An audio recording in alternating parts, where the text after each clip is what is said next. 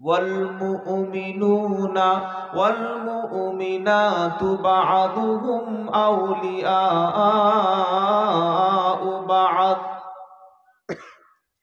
يأمرون بالمعروف وينهون عن المنكر ويقيمون الصلاة ويطيعون الزكاة ويطيعون الله ورسوله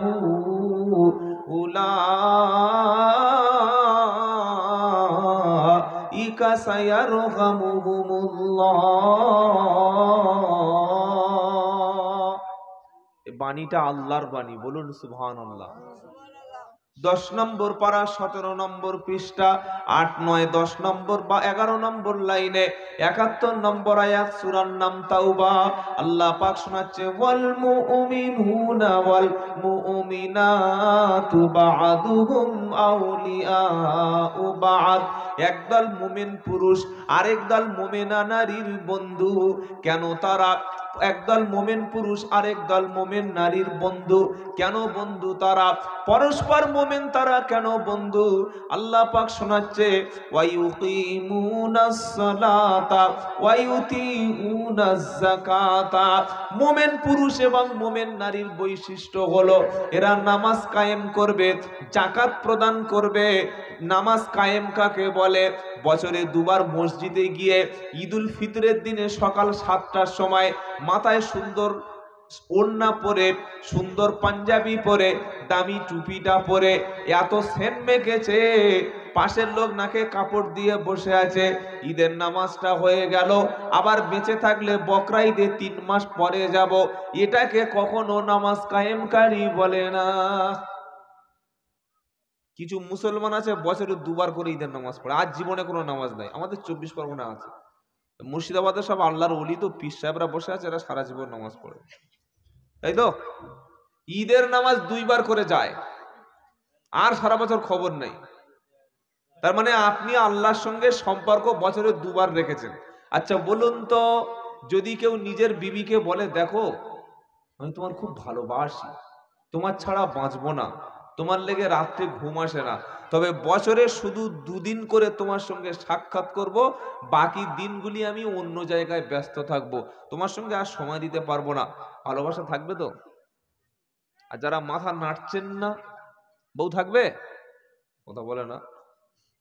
এখন ডিভোর্সের 1 নম্বর কারণ হচ্ছে স্ত্রীকে সময় না দেয়া। আপনারা কি বলছেন বলেন? এই যারা মুরব্বী দাড়ি পাকা লোক উপরে স্টেজে নিচে বসে আছে, জিজ্ঞাসা করে দেখেন, এই চাচা বাড়ি না গেলে চাচি তখনও পর্যন্ত ঘুমায় না। আপনারা কি বলছেন বলেন? তুমি বললে হবে, বুড়ো লোকদের বলতে হবে, ঘুমায় না। আর এখন আমাদের ইয়ং মেয়েরা, ভাবিরা, স্বামী খালি একবার বহরমপুর গেলে হয়, ভগবান গোলায় একবার গেলে হয়, জলঙ্গিতে গেলে হয়, কি বুঝলেন, কলকাতায় একবার গেলে হয়, কি করবে জানেন? তখন বাইরের ছেলেদের কাছে সারাদিন ফোনে ব্যস্ত। এটা বর্তমান যুগের অধিকাংশ নারীরা। আমাদের 24 পরগনা কথা বললাম, মুর্শিদাবাদের মেয়েরা সব ভালো, সব রাবেয়া বসরি বসে আছে। ডিভোর্সের 1 নম্বর কারণ, স্বামী তার স্ত্রীর প্রতি যে দায়বদ্ধতা সেটা আদায় করে না। তো যারা বছরে 2 বার ঈদুল ফিতরের নামাজে গেছেন, সারা বছর নামাজ পড়তে যাননি, আল্লাহর সঙ্গে সম্পর্ক আছে কিনা ওটা বাড়িতে গিয়ে একটু মূল্যায়ন করবেন। আবার কিছু মুসলমান সমাজে আছে শুধুমাত্র জুমার দিন নামাজ পড়ে, সপ্তাহে একবার, সপ্তাহে একবারের নামাজি, সপ্তাহে একবার যায়। কখন যায়? প্রথম খুতবা হয়ে গেল, সানি খুতবা শুরু হলো, সেই সময় গেল। সোমবার খাবেন না, মঙ্গলবার খাবেন না, বুধবার বৃহস্পতিবার খাবেন না, শুধুমাত্র জুমার দিন একবার করে খাবেন। কত বছর বাঁচবেন? কথা বলেন। মোটামুটি বছর 40 বাঁচবেন তো? বাঁচতেই পারবেন না। একটা দোকান করেছেন, শুধু শুক্রবার জুমার দিনে একদিন ব্যবসা চালু থাকবে, বাকি সপ্তাহে 6 দিন ব্যবসা বন্ধ থাকবে। ব্যবসা চলবে না লালবাতি জ্বলবে? কি হবে বলো? চলবে? চলবে না। এটা কখনো ব্যবসা চলবে না। গরু একটা পুষেছেন, জার্সি গরু, 42,000 টাকা 20 লিটার করে দুধ দেয়, গরুকে পুষে রেখে খাওয়া দেয় না, শুধুমাত্র রবিবার করে গরুকে খাওয়া দেয়, দুধ দেবে না, লাথি দেবে। কি বলছেন? এমন লাথি দেবে 32টা দাঁত পেটের ভিতরে চলে যাবে। খাওয়া নাই, কিছু নাই, দুধ নিতে এসছো। এবার বলুন, সোমবার, মঙ্গলবার, বুধবার, বৃহস্পতিবার গেলেন না, শনিবার রবিবার গেলেন না, জুমার দিন ফজরে গেলেন না, আসর মাগরিব আল্লাহর সঙ্গে দেখা করলেন না, সপ্তাহে শুক্রবার যেদিন হবে সেদিন আল্লাহর ঘরে গিয়ে বলছে রব্বানা যালামনা, সুন্দর বিবি চাই, ভালো সন্তান চাই, জমি চাই, টাকা পয়সা চাই, চাকরি চাই, বাঁচতে চাই। আল্লাহ বলছে ওসব কিন্তু একদিন আসলে হবে না। আপনারা কি বলছেন বলেন? আজ থেকে সকলে বলি আগামীতে 5 বার মসজিদে যাব ইনশাআল্লাহ বলে।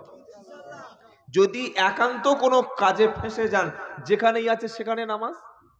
উম্মতে মুহাম্মাদির জন্য স্পেশাল কিছু অফার রয়েছে, বেনিফিট রয়েছে। অন্যান্য কোন নবীর উম্মতের জন্য কসরের নামাজ ছিল না। আমি আব্দুল্লাহ জুবায়ের প্রায় 220 থেকে 30 কিলোমিটার বাড়ি থেকে এখানে চলে এসেছি, 8 ঘন্টার রাস্তা। আপনারা এশার নামাজ করাকাত পড়েছেন? যারা পড়েননি তাদের বলতে পারে, যারা পড়েছেন তারা বলো। 4 রাকাত ফরজ, 2 রাকাত সুন্নাত, 3 রাকাত বিতির। এতটুকু পড়লে অন্তত মারের হাত থেকে বেঁচে যাবে। বেনামাজি মানে স্পেশাল চলবে, বুঝলেন? আমার জন্য কিন্তু 4 রাকাত ফরজ না, করাকাত 2 রাকাত ফরজ, 3 রাকাত বিতির। আপনি জোহরের সময় পড়বেন কমপক্ষে 10 রাকাত, আমি পড়বো 2 রাকাত। আসরে পড়বেন 4 রাকাত, আমি পড়বো 2 রাকাত। আপনি জুমার দিন নামাজ পড়বেন আর আমি হাজারদুয়ারিতে ঘুরবো, তখন কোনো পাপও হবে না। অনেকে শুনে মনে করছে চিটিংবাজ মৌলবি নাকি রে, জুমার নামাজ পড়ে না। মুসাফিরের জন্য, ওলামারা বসে আছে, জিজ্ঞাসা করেন মুসাফিরের জন্য জুমা ফরজ নয়, তবে তিনি যদি পড়েন আলাদা কথা। এই যে স্পেশাল ব্যাপারটা উম্মতে মুহাম্মাদির জন্য, রমজান মাস হলেও আপনি যদি সফরে যান, রমজানের রোজাও মুসাফিরের জন্য বাধ্যতামূলক না, তবে করলে ভালো, শরীর ভালো থাকলে ভালো। এবার বলুন, মুসা নবীর উম্মতের জন্য, ঈসা নবীর উম্মতের জন্য, দাউদ নবীর অনুসারীদের জন্য, সুলাইমান নবীর অনুসারীদের জন্য, ইউসুফ নবীর অনুসারীদের জন্য এমন কোন বিধান শরিয়াতে, জোরে বলেন, ছিল না। এটা স্পেশাল শুধুমাত্র উম্মতি মুহাম্মাদির জন্য, জোরে বলেন।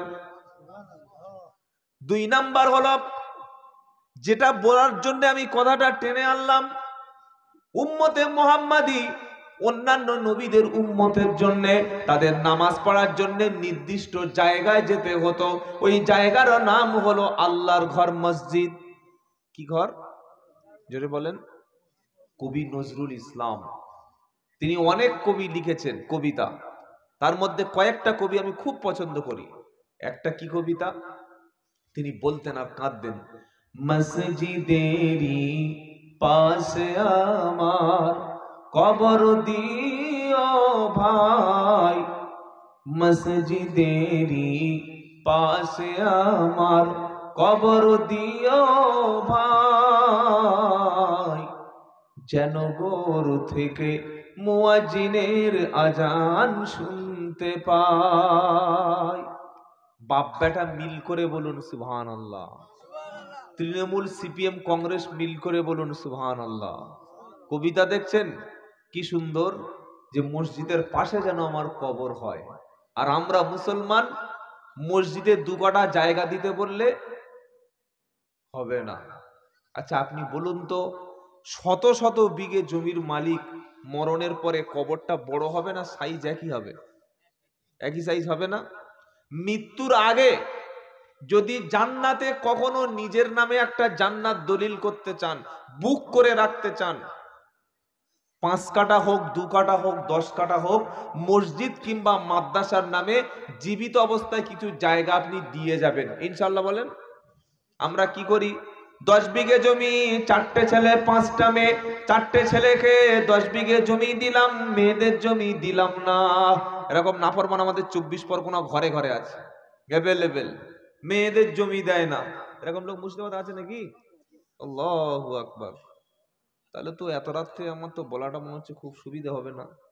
কি বুঝলেন? খেয়ে নিয়েছি, অসুবিধা নেই, লাভবো পালাবো। যারা বোনের জমি দেয়নি, মেয়ের জমি দেয়নি, ফুফুর সম্পত্তি মেরে খেয়েছে যারা, 40 বার যদি হজ করে, 500 বার যদি উমরা করে, ও হজ আর উমরা ওখানে থাকবে, আখিরাতে হজ কাজে লাগবে। আসতে বললেন কেন? বলে হুজুর লাগবে না, তার প্রমাণ কি? সাহাবাদেরকে আল্লাহর নবী বললেন, বলো সাহাবারা, অসহায় কাকে বলে, গরিব কাকে বলে, অসহায় কাকে বলে? আল্লাহর নবী সাল্লাল্লাহু আলাইহি ওয়াসাল্লাম যখন প্রশ্ন করলেন, সাহাবারা বললেন অসহায় গরিব হলো সে থাকার মতো যার ঘর নাই, খাওয়ার মতো দুমুঠো খাবার নাই, পরার মতো যার কোনো পোশাক নাই, তাকে আমরা গরিব বলে জানি। আমার নবীজি বললেন না, কখনো তোমরা তাকে গরিব বলো না।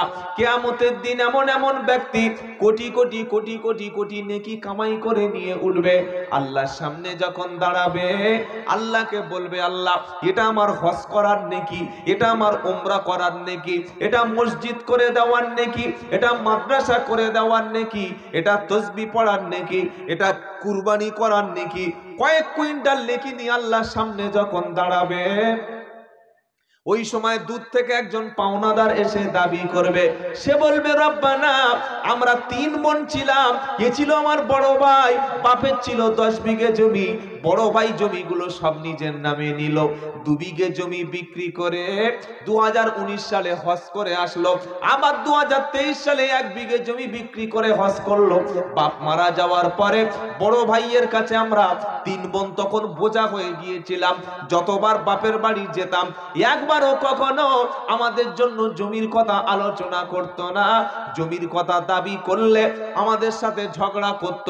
আয় আল্লাহ, বড় হাজি ছিল, নামাজি ছিল, পা পর্যন্ত পাঞ্জাবি, মাথায় ছিল বড় কি পাগড়ি, মুখে ছিল সুন্দর নূরের মতো দাড়ি, কিন্তু ভিতরটা ছিল সম্পূর্ণ বদমাইশি।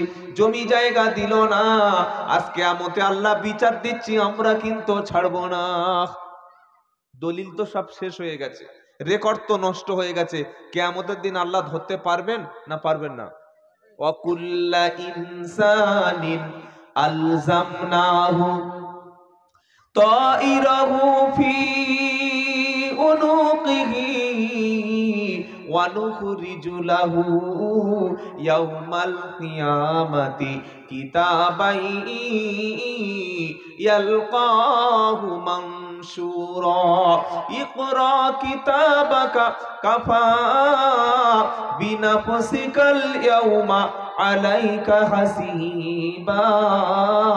একদম 15 পারা 2য় পৃষ্ঠা 6-7 নম্বর লাইনের 12 নম্বর আয়াত, সূরার নাম বানি ইসরাইল। আল্লাহ বলছে, কোথায় পালাবি?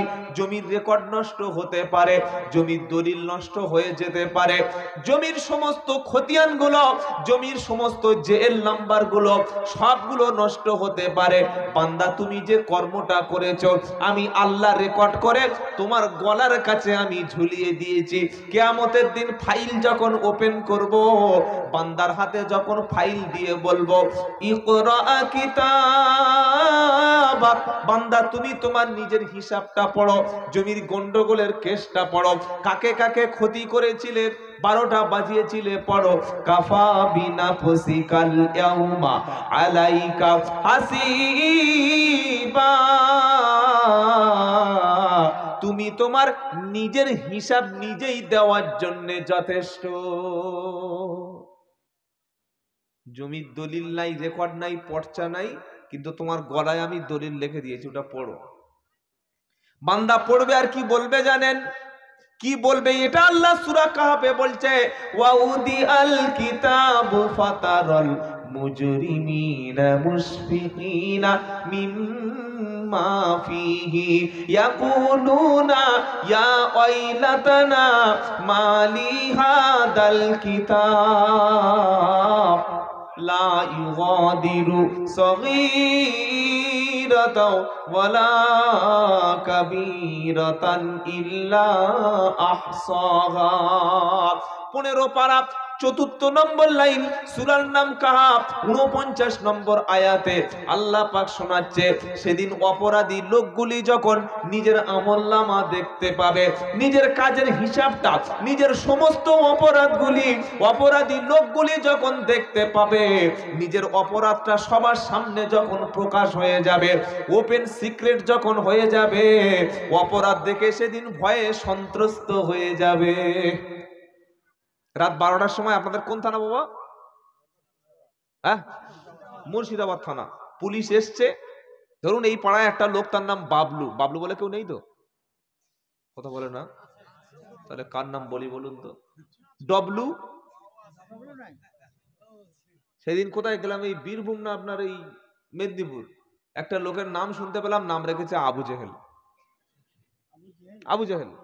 আমি তো শুনে অবাক যে ভাই এই গ্রামের আলেম ওলামা নাই, বলছে ওর আবু জেহেল বলে সবাই ডাকে। চিন্তা করেন তো, মুসলমান ছেলেদের নাম বাবলু থাকবে কেন? রাজ থাকবে কেন? আছে মুসলমানের নাম আরিয়ান, আয়ান, জিসান, সোহান, এইসব আমাদের মেয়েদের পছন্দ। যদি বলি আবু বকর সিদ্দিক, না না চলবে না। ওমর ফারুক, সব চলে। উসমান বললে এত বড় নাম, বলে হযরত আলী, বললে সব আলী ফালি চলে। আলী কবে খালি হয়ে গেছে।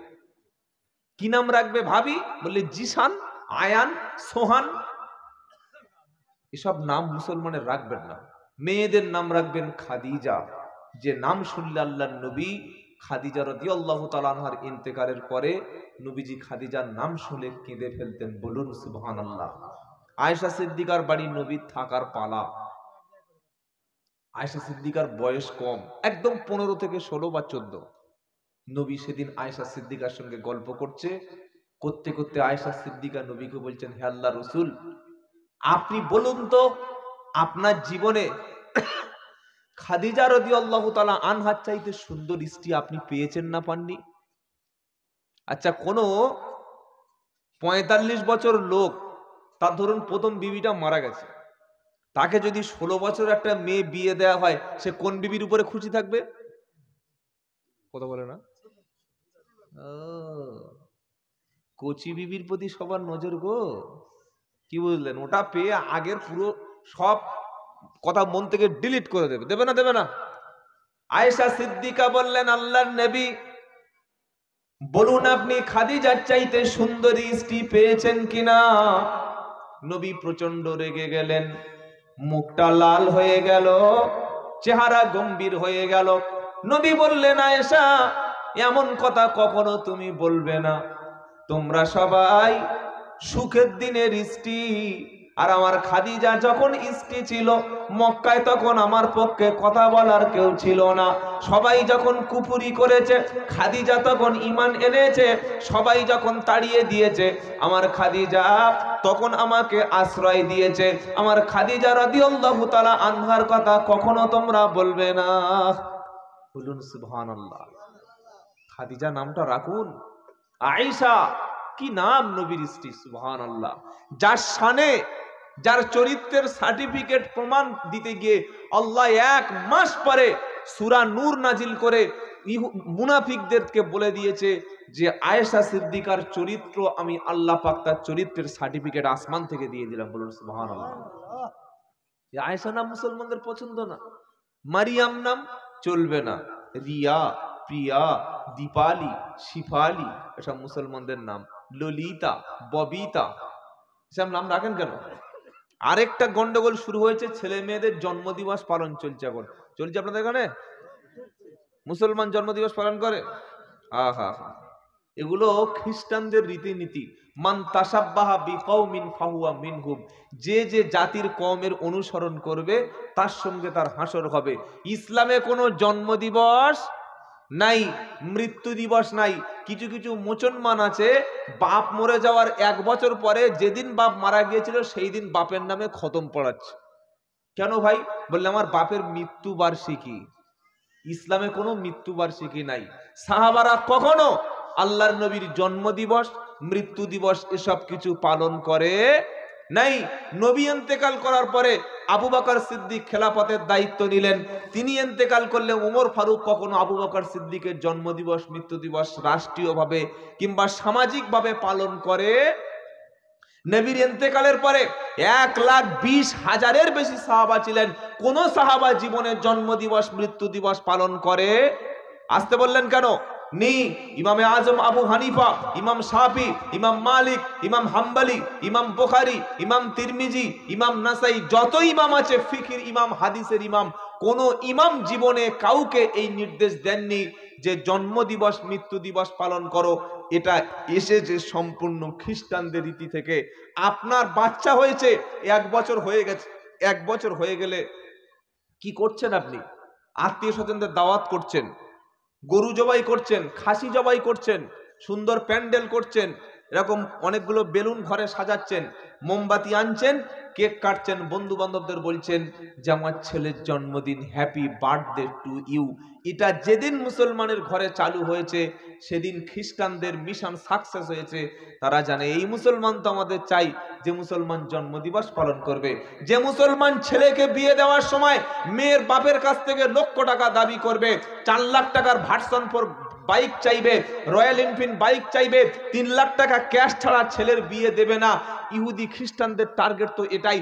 মুসলমান ছেলে বিয়ে দেওয়ার সময় মেয়ের বাপকে 1টা টাকা খরচ করতে দেবে না, সেই হলো মুসলমান। আর যে মুসলমান ছেলেকে বিয়ে দিতে যাচ্ছে 10টা গাড়ি করে, ওখানে 2 লাখ টাকা নিয়েছে মেয়ের বাপের টাকায়, খেতে গেছে ওটা মেয়ের বাপের টাকায়, যোগ্য ওলামা বসে আছে, জিজ্ঞাসা করেন শরিয়াতে যে মেয়ের বাপের খাওয়ার যে সিস্টেম, এটা কুফরি, এটা নাফরমানি, এটা নাজায়েজ, একেবারেই জায়েজ নয়, বরং খাওয়াবে সম্পূর্ণ ছেলের বাপ। বিয়ে হবে মজলিসে, 3 থেকে 4 জন বা 5 জন বিয়েতে যাবে, মজলিসে মসজিদে বিয়ে হওয়ার পর খোরমা খেজুর ছড়িয়ে দেবে, খাওয়ার পরে ছেলে মেয়েকে নিয়ে চলে এসে দেনমোহরটা ক্যাশ দিয়ে দেবে, তারপরের দিন ছেলের বাপ অলিমা করে গ্রামবাসীকে খাওয়াবে, মেয়ের বাপকে ডেকে খাওয়াবে। তুমি হনুমান মেয়ের বাপের কাছে খেয়ে এসে মেয়ের বাপকে ডেকে খাইয়েছো? সন্ধ্যা থেকে বসে বসে দরুদ পড়ছে, আল্লাহুম্মা সাল্লু আলা, ফেরেশতারা শোলে ফেলে পিটবে, বদমাশ কোথাকার। যারা খেয়েছেন মেয়ের বাপের বাড়ি, কালকে দাওয়াত করে শ্বশুরকে খাইয়ে দেবেন ইনশাআল্লাহ বলেন। আর কার মুখে কথা নাই গো কি? আর যারা মেয়ের বাপের কাছ থেকে টাকা পয়সা, চেন, সোনার অলংকার, গাড়ি বাড়ি, 3 লাখ ক্যাশ নিয়েছেন, কি করবেন হিসাব করেন, কি করবেন হিসাব করেন। সকালবেলা ম্যাটারোর 407 গাড়ি করে সব দিয়ে আসবেন বুঝিয়ে। যদি ফেরত দেন তাহলে ভালো, আর যদি না দেন এই হাদিসটা আমি বলবো ইনশাআল্লাহ।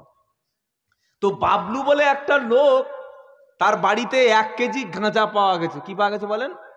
1 কেজি গাঁজা। আচ্ছা, পুলিশ এসে এই 1 কেজি গাঁজা পাওয়া লোককে অ্যারেস্ট করবে না করবে না? করবে না? নাকি ছেড়ে দেবে? ছাড়বে না। অপরাধী দেখলে পুলিশ কখনো ছাড়বে না।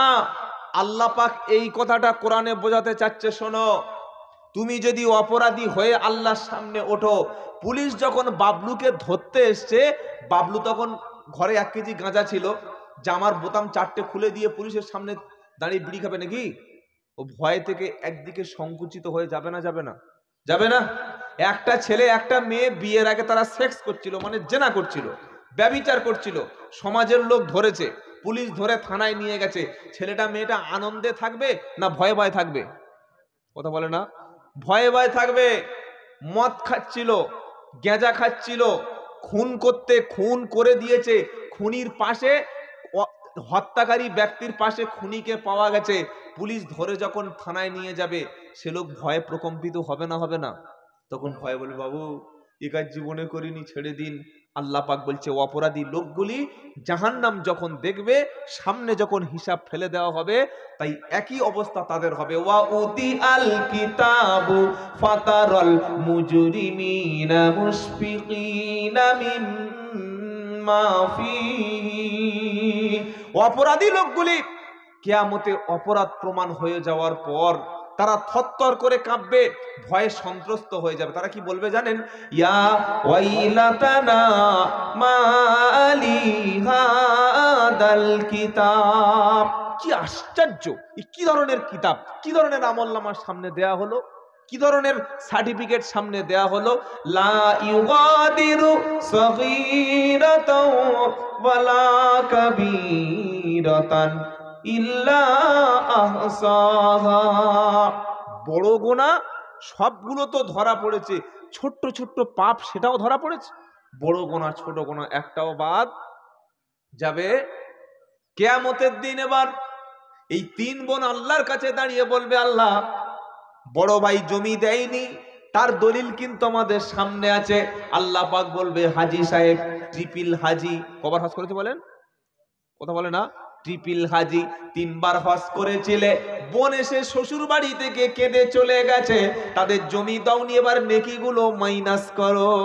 কোটি কোটি কোটি এরকম বিশাল একটা নেকির ভান্ডার নিয়ে উঠেছে, দে নেকি দে। নেকি কাটতে কাটতে কাটতে কাটতে জমির পরিমাণ সব নেকি যখন দিয়ে দিল, হাজী সাহেব মনে করছে নেকিগুলো গেল কোথায়? পাশ থেকে আরেকটা গরিব ব্যক্তি এসে বলবে, রব্বানা আমি প্রচন্ড অসুস্থ ছিলাম, আমার বিবি সারাদিন পরিশ্রম করে সংসার চালাতো, আল্লাহ এ হাজী সাহেব 3 তলা ঘরের উপরে, সবার উপরের রুমে থাকতো, কোটি কোটি টাকার মালিক ছিল, ব্যবসায়ী ছিল। আমি হাজী সাহেবের বাড়িতে একদিন রমজান মাসে জাকাতের টাকা আনতে গেছি, হাজী সাহেব তখন কোরআন পড়ছিল, আর আইতাল্লাযী ইউকাদ্দিবু বিদ্দীন ফাযালিকাল্লাযী ইয়াদউল ইয়াতীম ওয়ালা ইয়াহুদ্দু আলা তুআমিল মিসকিন। কি সুন্দর করে কোরআন তেলাওয়াত করছে। তখন এই গরিব মানুষ বলবে, আল্লাহ এই পয়সাওয়ালার বাড়িতে গিয়ে দরজায় যখন নক করেছি, দরজা ভিতর থেকে খুলে বলল, তুমি কে? আমি বললাম আমি অসুস্থ, কিছু সাহায্য চাইতে এসেছি। হাজী সাহেব বলেছে, পয়সাওয়ালা লোক বলেছে, তোমার কি লজ্জা নাই? তোমার কি শরম নাই? সময়ের কোনো জ্ঞান নাই? আমি তখন কোরআন শরীফ পড়ছি, তুমি বুঝতে পারছো না। অথচ কোরআন শরীফে হাজী সাহেব কি পড়ছিল? আর আইতাল্লাযী ইউকাদ্দিবু বিদ্দীন ফাযালিকাল্লাযী ইয়াদউল ইয়াতীম ওয়ালা ইয়াহুদ্দু আলা তুআমিল মিসকিন। এতিমদেরকে গলা ধাক্কা দিও না। কত মানুষ আছে এতিম বাচ্চা তার মা সহ গ্রাম থেকে তাড়িয়ে দিয়েছে, দেখছে আমার 3 ভাই, বড় ভাইটা রোড অ্যাক্সিডেন্ট কিংবা ক্যান্সারে মারা গেছে, মেজো ভাই সেজো ভাই ছোট ভাই বেঁচে আছে, ওই এতিম বাচ্চার সম্পদগুলো সব নিজে খেয়ে, ভাবির জমি জায়গা ঘরটা নিজে নিয়ে, বড় ভাবি আর ভাইপো দুটো এতিম ছিল, এদেরকে ঘাড় ধাক্কা মেরে একদম, এই গ্রামটার নাম কি ভুলে গেলাম গো, হ্যাঁ এই গ্রাম থেকে একদম পুরো তেড়ে একদম সেই আপনার এই থানা পার করে একদম বহরমপুর পার করে দিয়ে চলে এসছে। এটা হচ্ছে এতিমের প্রতি জুলুম করা, এতিমের সম্পত্তি ভক্ষণ করা। কোরআন বলছে এতিমদেরকে গলা ধাক্কা দিও না, তাদের সঙ্গে রূঢ়তা ব্যবহার করো না। আর মিসকিন, যার যে ক্ষুধার্ত, টাকার দরকার, পয়সার দরকার, বাড়িতে ক্ষুধা, পেটে ক্ষুধা, অসুস্থ, চিকিৎসার দরকার, এই রকম ব্যক্তি যখন তোমার কাছে আসবে তুমি খেতে দেবে, যতটুকু সম্ভব তাকে সহযোগিতা করবে, তাকে তাড়িয়ে দিও না। হাজী সাহেব পড়ছে ওটা, কোরআন মানে মতলব বোঝে না বলে মিসকিনকে এতিমকে ঘাড় ধাক্কা মেরে তাড়িয়ে দিল। তাহলে এই কোরআন পড়ে কোনো লাভ হচ্ছে? কথা বলে না? এই কোরআনটা পড়ে কোনো লাভ হচ্ছে? লাভ হচ্ছে না। হাফেজ সাহেব কোরআন শরীফ পড়তে গেছে, কোরআন তখন আপনার জীবনে ফায়দা বয়ে আনবে। কোরআন পড়বেন, কোরআন বুঝবেন, আমল করবেন, ওলামাদের কাছে কোরআন শিখবেন, বলেন ইনশাআল্লাহ। হাফেজ সাহেব কোরআন শরীফ পড়তে গেছে, যার বাড়িতে কোরআন শরীফ পড়া হচ্ছে, হাফেজ সাহেব পড়ছে, ইয়া আইয়ুহাল্লাযীনা আমানু লা তাকরাবুস সালাতা ওয়া আনতুম সুকারা। 5 নম্বর পারা 4 নম্বর পৃষ্ঠা 3 নম্বর লাইনে 43 নম্বর আয়াত, সূরার নাম সূরা নিসা। আল্লাহ পাক শোনাচ্ছে, বিশ্বাসী ঈমানওয়ালা নেশা অবস্থায় নামাজের কাছে যাবি না।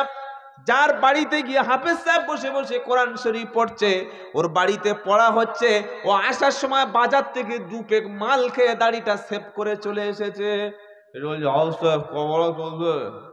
কথা বলতে পারে না, কি বলছে বলেন? কত বাকি আছে, এত মাল খেয়েছে। আমি নিজের চোখে দেখেছি, ছোটবেলার অভিজ্ঞতা বলছি। তখন এসব বুঝতাম না। যখন এই ছাত্র জামানায় পড়তাম, হুজুররা মাঝে মাঝে নিয়ে ওই বুকে করে কোরআন নিয়ে মানুষের বাড়ি পড়াতো আর খেতাম, তখন জানতাম না কত মদখোরের বাড়ি কোরআন শরীফ পড়ে এসেছে, আল্লাহ মাফ করুক, বলুন আল্লাহুম্মা আমিন। মদে চুর হয়ে আছে, কোরআন পড়ছে যে নেশা করে নামাজের কাছে যাস না, নেশা করিস না, আর ও মদ খেয়ে এসে কোরআনের কাছে বসে আছে। চিন্তা করতে পারছেন? বুঝতে পারছেন সিস্টেমটা কি? কিয়ামতের দিন এই কোটি কোটি মালিক যে অনেক নেকি নিয়ে উঠেছে, নবী তো বলেছেন সাহাবারা বলো গরিব সবচাইতে কাকে বলে? তখন পাওনাদার বলবে আল্লাহ আমি টাকা চেয়েছিলাম, বাড়িতে অসুস্থ ছিল, আয় আল্লাহ আমি সহযোগিতা চেয়েছিলাম, কিছু দিল না। আল্লাহ বলবে নেকি ফেল, ওকে নেকিটা বুঝিয়ে দে, নেকি ওকে দে। এর থেকে যখন নেকি দেবে তখন নেকির বোঝাটা অনেক হালকা, জোরে বলো, হয়ে যাবে।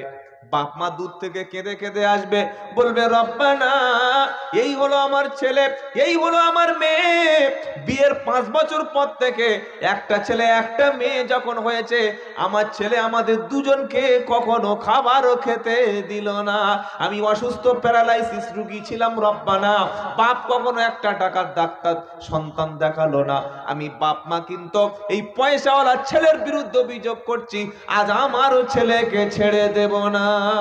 আল্লাহ বলবে নেকি ফেলে দে। কি বলবে জোরে বলেন? নেকি ফেলে দে, পাওনাদারকে দেবে।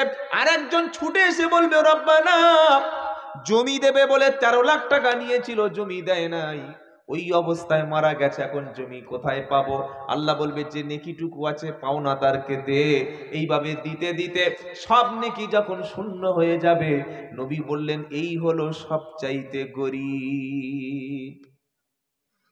কিভাবে ফেঁসে যাবে বুঝতে পারছেন? এই বুঝতে পারছেন না? পারেন না? কিয়ামতের দিন যদি ফাঁসতে না চান, একটা আল্লাহর হক, একটা বান্দার হক, নামাজ রোজা হজ যাকাত তাসবিহ তাহলিল, কিছু যদি ভুল হয়ে যায়, কম হয়ে যায়, আল্লাহ ইচ্ছা করলে তিনি ক্ষমা করতে পারেন।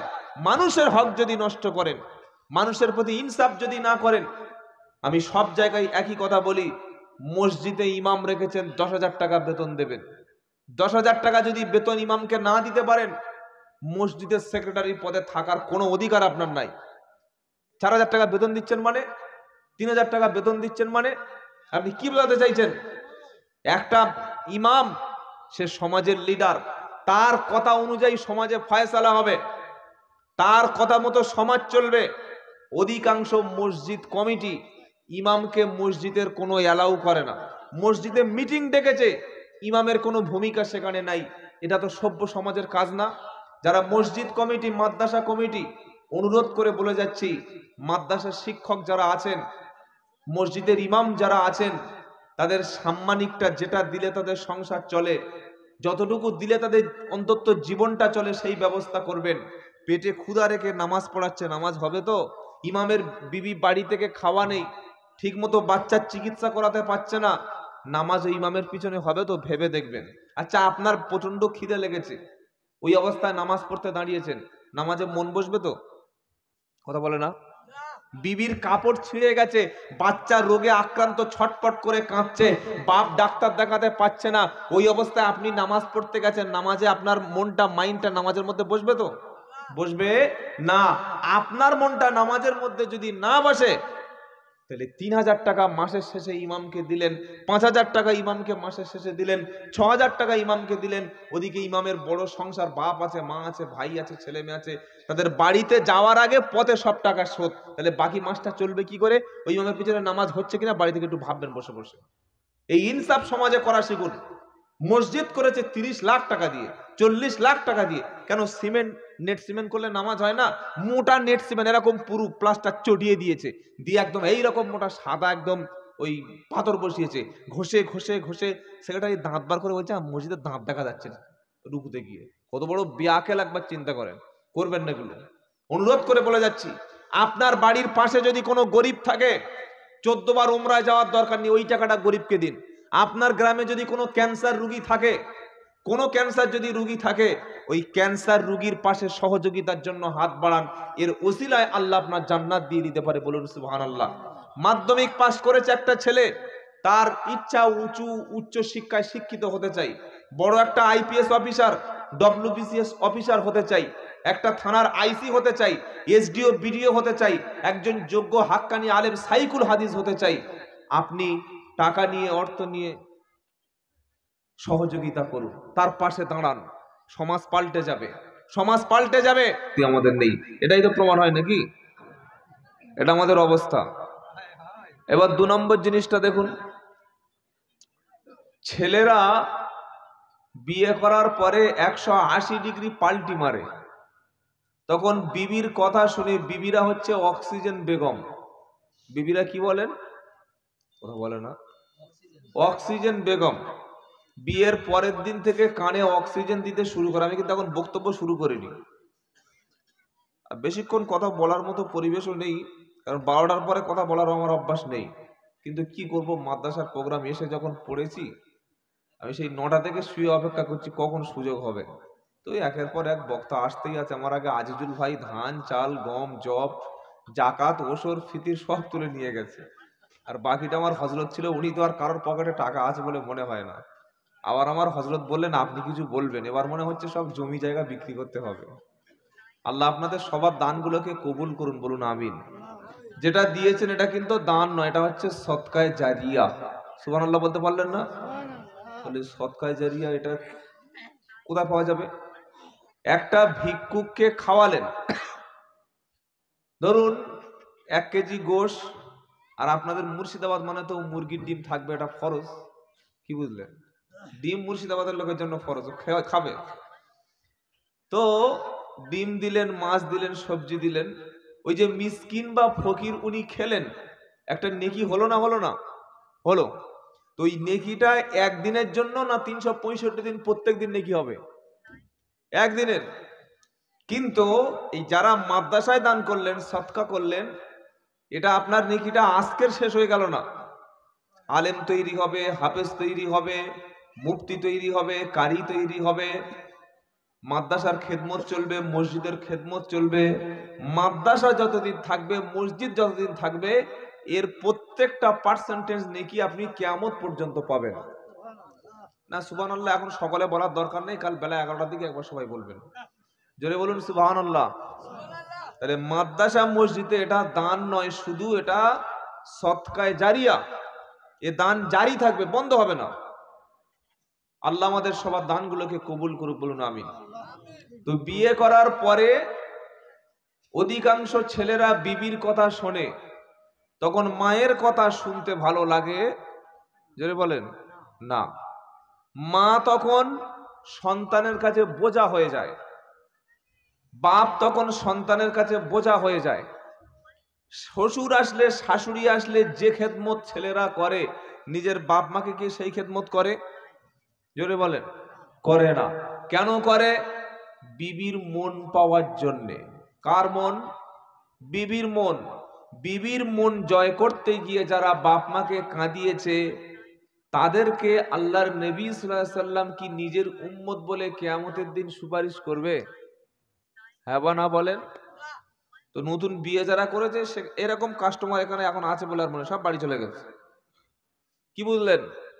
এখনো পর্যন্ত আজকের দিনে দাঁড়িয়ে যারা বাপ মাকে দুটো খেতে দেননি, আজকের জলসার দিনে মায়ের হাতে 50টা টাকা দেননি, বাপের হাতে 100টা টাকা দেননি, বাপের সঙ্গে কথা বন্ধ রেখে এখানে সন্ধ্যা থেকে বসে সুবহানাল্লাহ সুবহানাল্লাহ পড়ছেন, আজকের বাড়িতে ফিরে গিয়ে প্রথম ডিউটি থাকবে আপনার, আগে বাপ মার পায়ে দুটো ধরে ক্ষমা চাওয়া। চাইবেন ইনশাআল্লাহ?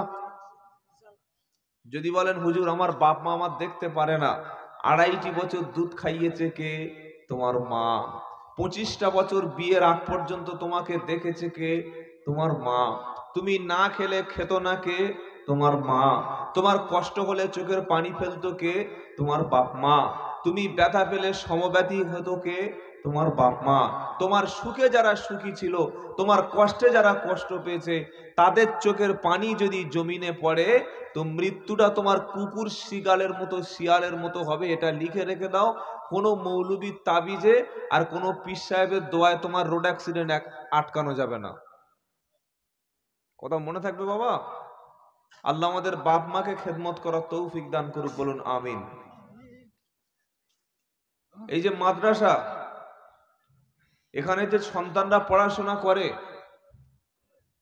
মানুষ মাদ্রাসায় সন্তান দেওয়ার পরে আমাদের সমাজের কিছু মানুষের বিশ্বাস, যে এই ছেলে আর জীবনে প্রতিষ্ঠিত হতে পারবে না।